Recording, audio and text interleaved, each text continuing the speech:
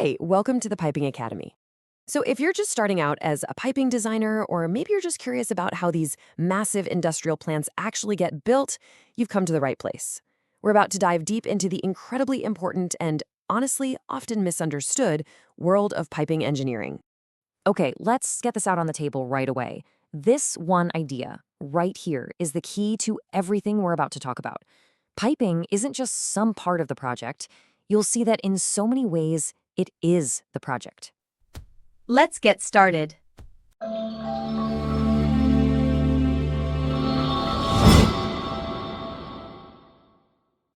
So, what do we really mean when we say central nervous system? Well, it means this job is so much more than just connecting equipment. Think about it. The piping discipline eats up the most engineering man-hours, it takes up the most physical space in the plant, and 9 times out of 10, it dictates the entire construction schedule. It's the skeleton that everything else gets attached to.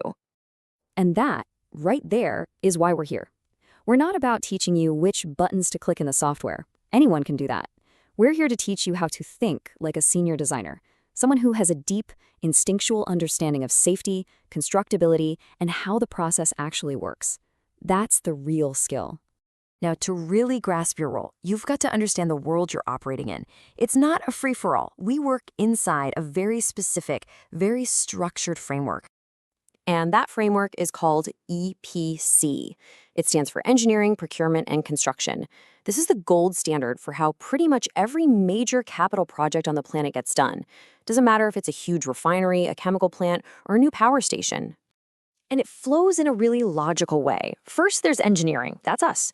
We're defining the plant, doing the calculations, running the simulations, and drawing it all out. Then comes procurement, where the company takes our engineering specs and buys everything, the giant vessels, the tiny valves, all of it. And finally, you have construction, where the team on site takes our drawings and all that material and actually builds the thing.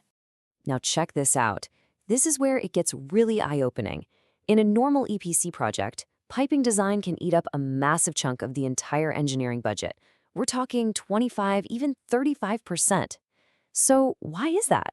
Well, think about it. A giant pressure vessel is one piece of equipment, but the piping connected to it, that's thousands of individual components. Every flange, every elbow, every single bolt and gasket, and each one has to be specified, routed, and stress-checked perfectly. I love this analogy because it's just so perfect. The process team, they're like the master chefs. They give us the P&IDs, which is basically the recipe for what the plant needs to do. But it's our job as the piping team to build the kitchen, create the pots and pans, and make sure all the ingredients get where they need to go. Without us, that recipe is just a theory on a piece of paper. Okay, this is a really critical point, so I need you to get this. You have to stop thinking of piping as its own little silo.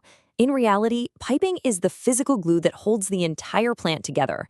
We are the most interconnected, most interdisciplinary team in the entire EPC world. Let me show you exactly what I mean. So first up, our most obvious connection, the mechanical department. You know, the folks who design all the big, shiny, expensive equipment. But just look at how much they depend on us. They literally cannot finalize their designs. They can't decide where to put the nozzles on a vessel or how much room to leave for maintenance until we, the piping designers, figure out how our pipes are going to get to that equipment. Our decisions directly drive their work. All right, next up, our relationship with the civil and structural teams. These are the people designing all the steel and concrete that holds the whole plant up. And here we go again. They are completely at our mercy. They have no idea how strong to make a steel beam in a pipe rack until we give them our data. The exact weight of our pipes when they're full of liquid, and the precise location of every single one of our pipe supports. And it doesn't stop there. Then you've got the instrumentation guys. They're in charge of the plant's brain, all the devices that measure things like flow, pressure, and temperature. Well, for their instruments to get an accurate reading, they need the fluid to be flowing smoothly, not all choppy and turbulent. And guess whose job that is? Ours. They can't just stick a flow meter anywhere they want. We have to design our pipe runs to give them a long enough stretch of straight, uninterrupted pipe to guarantee they get a clean, accurate measurement. So you see what's happening here? As a piping designer, you're not just drawing lines. You are constantly negotiating for physical space. You're managing all of these interfaces. Every single time you route a pipe, you are making a critical decision that impacts the structural design, the access for maintenance, the operational safety of the plant, everything. You are the central coordinator. So, what happens when that coordination breaks down? What happens when we get it wrong? Well, let me be blunt. The consequences of a bad piping design are almost never small. They are usually incredibly expensive, and far too often, they are downright dangerous. First, you've got what we call a soft clash. This is a process failure. For example, if you route the section line to a pump incorrectly and you create a high point where an air bubble can get trapped, you can cause something called cavitation.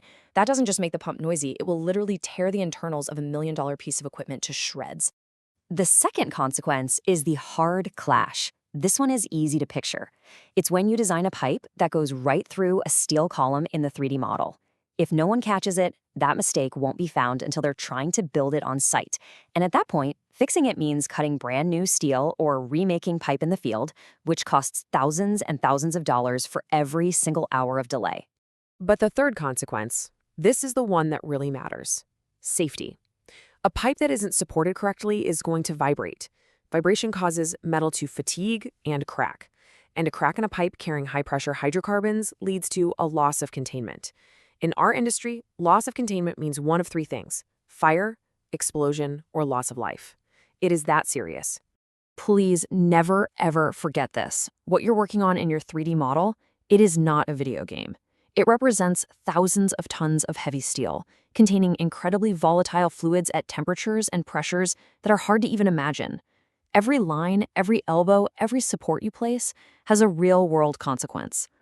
So, with all that responsibility on your shoulders, what does the industry actually expect from you? I can tell you right now, it's probably not what most junior designers think it is. So many people come into this job believing that their goal is to become an expert in the 3D software. Let me be crystal clear, that is wrong. The software is just a tool. It's like a pencil. Knowing how to use a pencil doesn't make you an architect. The industry doesn't need software operators. It needs people who bring engineering logic, spatial awareness, and a deep understanding of how things are actually built to the table. And that all leads to this one final critical question that I want you to ask yourself every single day. When you finish your work and issue it, what is it that you've created? Is it just a pretty picture, a drawing of a pipe? Or is it a clear, correct, and safe legal instruction to the people who are going to risk their lives to build it? Your entire career is about making damn sure it's the latter.